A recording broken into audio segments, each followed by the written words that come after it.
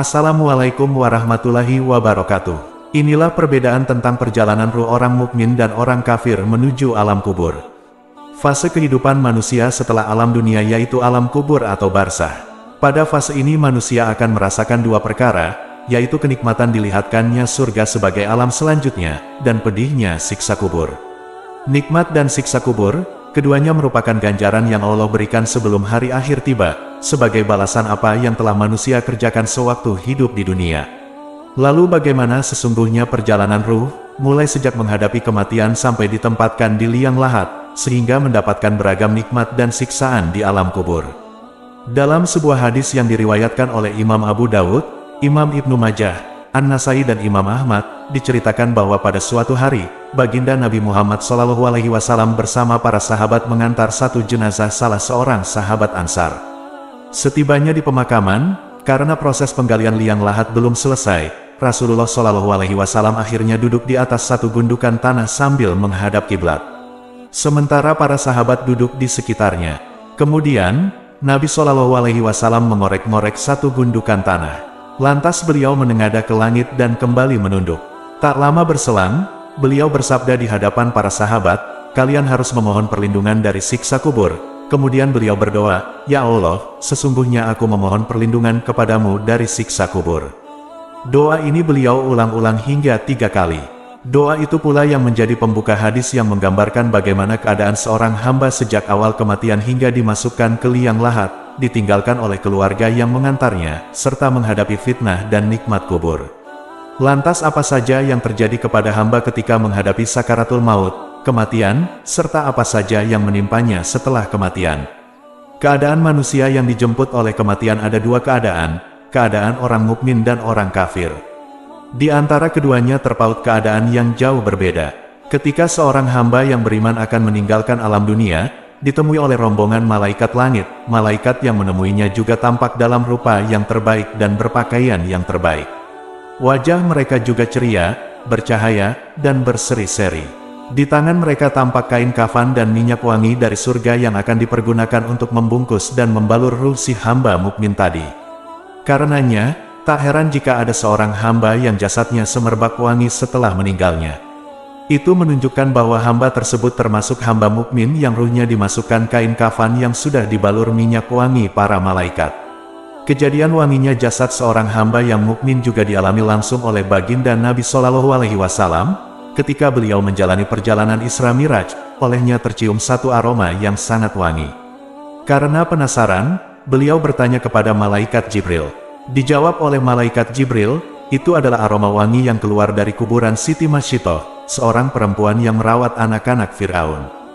Dan demi mempertahankan akidah dan keimanannya kepada Allah, Masyitoh rela dihukum oleh Fir'aun dengan cara dimasukkan ke dalam minyak panas bersama anak-anaknya hingga ajal menjemputnya. Perjalanan malaikat langit turun ke hadapan hamba mukmin yang hendak dicabut nyawa, sebagian orang saleh bisa menyaksikannya dan menceritakan kejadian yang disaksikannya itu, sementara orang-orang di sekitar mereka sama sekali tidak melihat apa-apa. Saat malaikat langit dan malaikat pencabut nyawa duduk di dekat kepala orang yang hendak dicabut, ia berkata kepada si hamba, "Wahai jiwa yang tenang, kembalilah kepada Tuhanmu dengan ridha dan diridai." Begitu disampaikan, seperti itu, ruh si hamba pun perlahan keluar dari jasad, mengalir bagaikan air, kondisinya jernih dan bersih. Ketika ruh si hamba berhasil dikeluarkan malaikat maut, para malaikat yang hadir menyaksikan kematian tak membiarkan sekejap pun ruh tersebut.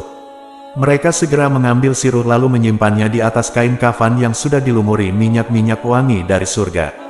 Sebagaimana yang telah digambarkan oleh Allah dalam Al-Quran, Surah Al-An'am ayat 61, "Apabila kematian datang kepada salah seorang di antara kamu, malaikat-malaikat kami mencabut nyawanya, dan mereka tidak melalaikan tugasnya."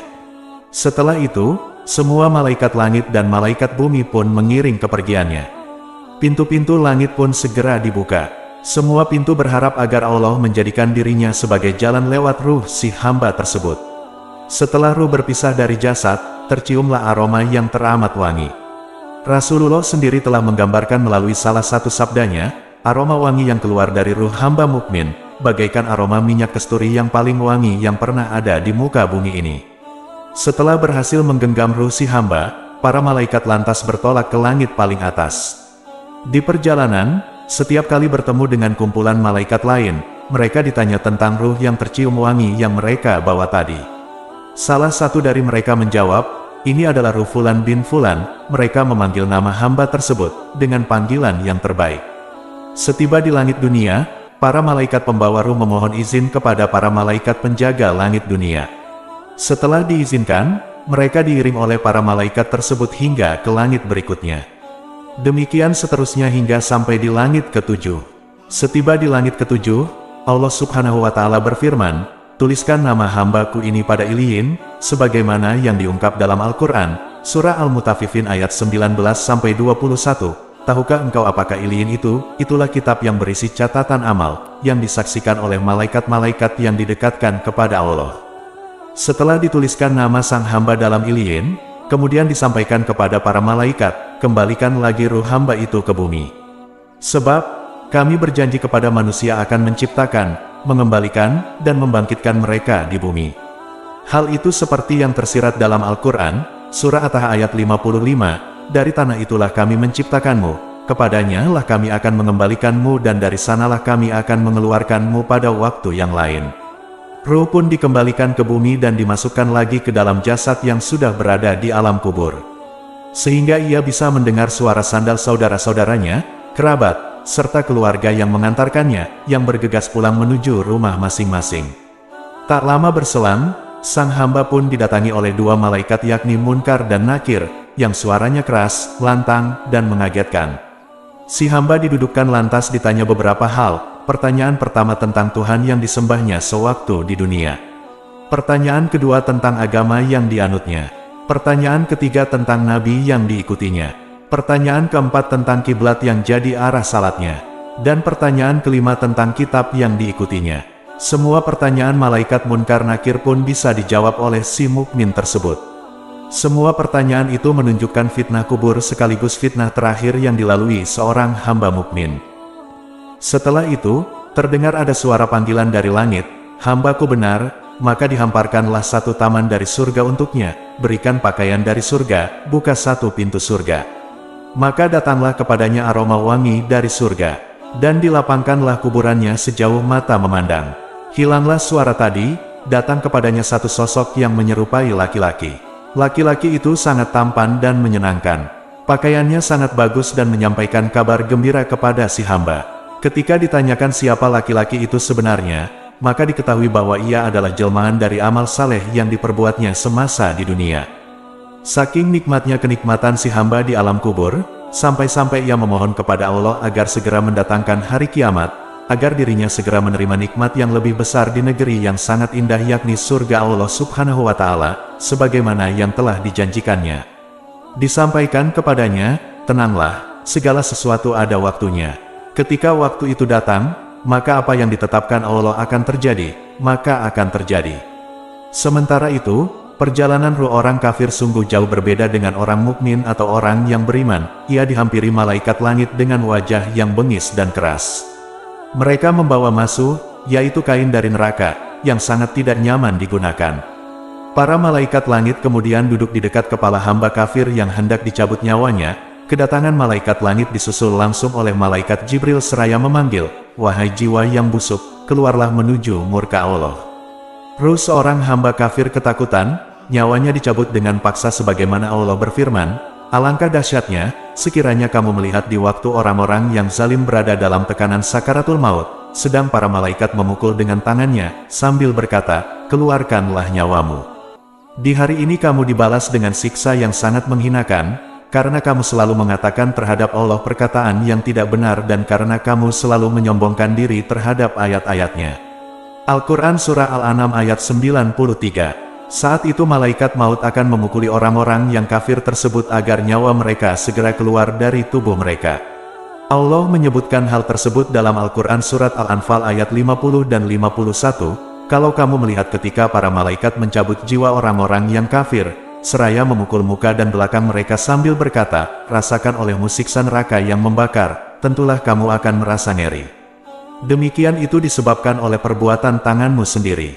Sesungguhnya Allah sekali-kali tidak menganiaya hambanya." Ruhnya lantas berpencar-pencar di badannya. Malaikat itu pun mencabut ruhnya sebagaimana dia mencabut besi tusuk dari kain wol yang basah. Kemudian ruh tersebut keluar dengan membawa bau yang sangat busuk, seperti busuknya bau bangkai yang pernah ada di muka bumi. Mereka pun naik membawa ruh itu. Setiap kali mereka melewati malaikat, malaikat itu pun bertanya, "Ruh siapa yang busuk ini?" Mereka menjawab, "Ini ruh Fulan bin Fulan." Mereka memanggilnya dengan nama yang paling buruk yang pernah dia gunakan ketika di dunia, hingga mereka sampai di langit dunia. Kemudian mereka minta dibukakan pintu langit, namun tidak dibukakan. Ini diterangkan dalam Al-Quran Surah Al-A'raf ayat 40, orang yang mendustakan ayat-ayat kami dan menyombongkan diri terhadapnya, tidak akan dibukakan bagi mereka pintu-pintu langit dan tidak pula mereka masuk surga, hingga unta masuk ke lubang jarum. Merespons adanya ruh tersebut Allah berfirman, "Tulis catatan amal hambaku di Sijin, yaitu di bumi yang paling dasar." Kemudian dikatakan, "Kembalikan hambaku ke bumi, karena aku telah menjanjikan bahwa dari bumi aku ciptakan mereka, ke bumi aku kembalikan mereka, dan dari bumi aku bangkitkan mereka untuk kedua kalinya." Kemudian ruhnya dilempar hingga jatuh di jasadnya yang telah berada di alam kubur. Setelah itu, dua malaikat mendatanginya seraya bertanya, "Siapakah Rabbmu?" Dia menjawab, "Aku tidak tahu." "Siapakah orang yang diutus di tengah kalian?" tanya Mungkar Nakir. "Aku tidak tahu," jawabnya. Dia pun tidak mampu menjawab semua pertanyaan malaikat tersebut. Lalu malaikat Munkar dan Nakir memukulinya dengan tongkat besi. Meski timur dan barat menyatu, pukulan ini tidak berkurang. Kuburnya pun menyempit hingga tulang-tulang rusuknya tercecer. Lalu, ada suara yang berseru dari arah langit, "Hambaku ini telah berdusta. Maka bentangkanlah neraka baginya, dan bukakanlah pintu yang menuju neraka." Maka didatangkanlah kepadanya panas dan racun neraka dan kuburnya disempitkan hingga tulang-tulangnya terlepas. Dia didatangi seorang lelaki yang buruk wajahnya, buruk pakaiannya, dan mengeluarkan bau busuk. Seraya berkata, "Terimalah kabar yang menyedihkanmu. Inilah hari yang dijanjikan kepadamu." Hamba itu bertanya, "Siapa engkau?" "Wajahmu adalah wajah yang datang sambil membawa keburukan." Sosok yang datang itu menjawab, "Aku adalah amalmu yang buruk." Hamba itu pun berkata, "Ya Rab, janganlah engkau datangkan hari kiamat. Nauzubillah. Semoga kelak kita termasuk orang-orang yang diberikan pertolongan oleh Allah Subhanahu wa Ta'ala, dan dihindarkan dari siksa kubur." Aisyah radhiyallahu anha menceritakan bahwa Rasulullah Shallallahu alaihi wasallam dalam salatnya selalu membaca doa agar terhindar dari siksa kubur. Berikut doa yang dibacakan oleh Rasulullah Shallallahu alaihi wasallam yang artinya, "Ya Allah, sesungguhnya aku berlindung kepadamu dari azab jahanam, azab kubur, dari fitnah kehidupan dan kematian, dan dari keburukan fitnah Dajjal." Hadis riwayat Bukhari dan Muslim.